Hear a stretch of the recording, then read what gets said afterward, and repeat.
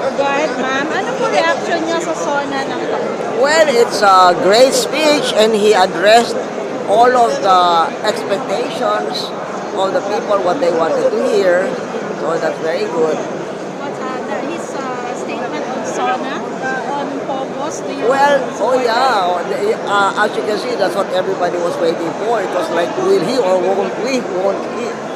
Especially in my district, because there's Pogo in my district. So now it's very clear, and I think that's also seems to be the sentiment of the people in our How about his district. report on the economy?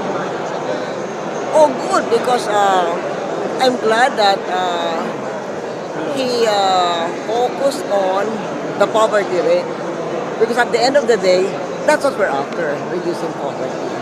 And looks like he's on track with the poverty reduction target. Is there anything you were waiting for na hindi na-discuss ni President? No, everything was there. Everything was there. Satisfied. Yes, of course. More than satisfied. And ma'am, you said napatayo kayo kanina, which was the first time? First time, I stood up to clap for the president. Well, yung una, earlier, tungkol sa West Philippine Sea, pero dati na yon, isa sa ilan na mga policy areas na magkasundo kami. Pero this one was the first time for me to stand up and applaud at Asona dito sa kanilang desisyon laban sa Pogo.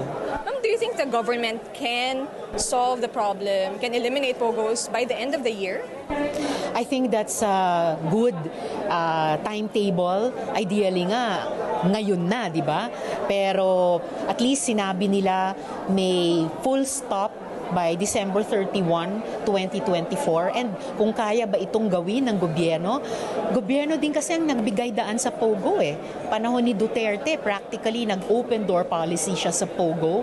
Maraming matatamis na pangako na halos lahat o kundi man lahat na pako. And we are contending with the very evil effects ng Pogo hanggang sa ngayon. So kung kinaya ng gobyerno noon bigyang daan itong perwisyo ng Pogo, siguradong with the same powers na dati inabuso para bigyang daan ng Pogo, sigurado kakayanin dapat ng gobyerno sa lahat ng kapangyarihan niya talagang mapatigil at mapatapon na sa labas ng bansa natin ang Pogo. But what if the scenario that PAGCOR Chair Alejandro Tenco said happens, that POGOs will go underground, continue their illegal operations and victimize many people? How will the government respond to that? Won't that be a negative effect of this ban? Well, na-appreciate ko naman yung perspective ni PAGCOR Chair Tenco, pero kung may policy decision na ang gobyerno, tulad ng mga gobyerno ng sinaunang panahon, pati sa ibang mga bansa, halimbawa nung binanang slavery, nung binanang iba't ibang pang-aabuso pa sa karapatan ng tao, then hindi natin dapat maging excuse na kapag binan natin yan, mag-underground lang yan at patuloy ng mga abuso sa tao, then it will become a matter or problem of enforcement. Executive action with all the police powers of the state. So dyan lalong magkikick in ang law enforcement capacities ng ating mga institusyon. So on this good day, let no one make excuses, no? Pero pagtulungan ng lahat na maipatupad itong ban sa Pogo, mabunot na itong masamang weed na ito sa ating economic garden o ecosystem at itapon na yan sa sunog, itapon sa labas ng bansa. And what grade will you give the President, Ma'am Medisona, since you were satisfied with this statement on the Pogo? This is a day na half full ang glass. I appreciated still yung position nila sa West Philippine Sea. I really appreciated yung announcement nila sa ban sa Pogo. Pero meron pa rin marami-raming ibang mga area na mas sana may narinig pa ako sa kanila. Gaya ng ekonomiya, agrikultura at energy, gaya ng health, gaya ng edukasyon. Yung isang malaking bagay, kasi sinabi ni Presidente tungkol sa problematic drug use, na extermination was never part of the solution. Napakalakas. Sayang, pagkatapos nun, natapos na hindi nanahimik siya sa issue ng International Criminal Court.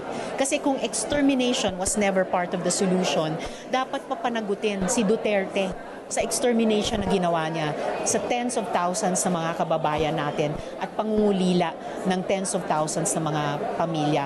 Sana nagsalita rin si Presidente sa SONA ngayon tungkol sa iba pang mga concerns ng kababaihan at gender, pati yung SOGS Equality Bill, yung dissolution of divorce bill.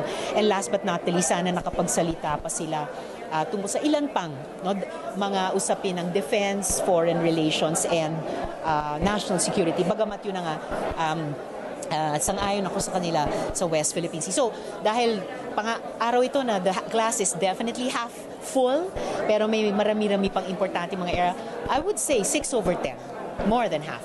Thank you very much, ma'am, for your time. Thank you po. Good evening, ma'am. Thank you.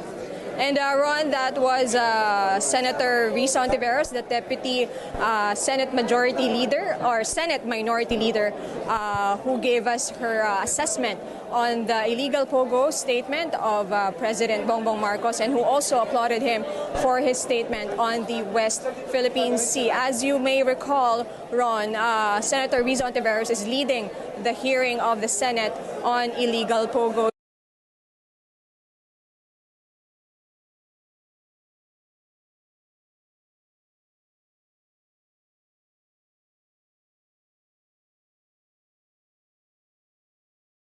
I'm very hopeful, and I feel that the president has been responsive with the issues that it was a very comprehensive speech. He began with agriculture because it also addresses inflation and the prices of commodities. And then he also talked about education, the school-based feeding program, infrastructure, and of course the very popular issue right now, which is our territorial integrity, and of course, the POGOs, the banning of POGOs, the political will it took to say that's it. Legal or illegal POGOs are not welcome in this country. And not only did he say they are banned, he gave a timeline, which is this December. And we appreciate that. Thank you. It's very good for us, and kung yung pinag-uusapan lang na 7 billion pesos na annual na income ng POGOs, it's very small as compared to the social cost na dinadala ng POGOs. Anyways, POGOs naman, hindi naman talaga lahat Pilipinos yung tatrabaho, po mga Chinese national. So, I'm very happy that the President announced it. Were you surprised? No, I was not surprised. I was expecting it. I would have been more surprised kung hindi niya sinabi.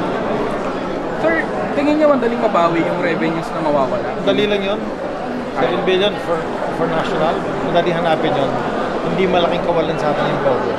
Ang malaking kawalan yung mga namamatay, mga tinotorture, mga nasasaktan, at saka yung mga nakokorap ng mga LGU officials. Pero you think, sir, yung investigation ng House, di ba meron kasi yung investigation ng dalawa? Yes, patuloy pa rin yun. Kasi patuloy yun dahil sa mga ginawang sa mga criminal acts na nangyari. Of course, the ramifications ng POGO ban is, of course, economy. May mga sabi na it could boost the economy. What can you say about it? Hindi totoo yun. Kahit 7 billion lang naman pinag-uusapan natin eh. Mas mabigat yung mga namamatay ng mga tao. Mas mabigat yung nakokorap ng mga tao. At saka pag tinignan mo yung POGO facility, more than 80% ng mga nagtatrabaho doon, hindi Pilipino, puro mindset.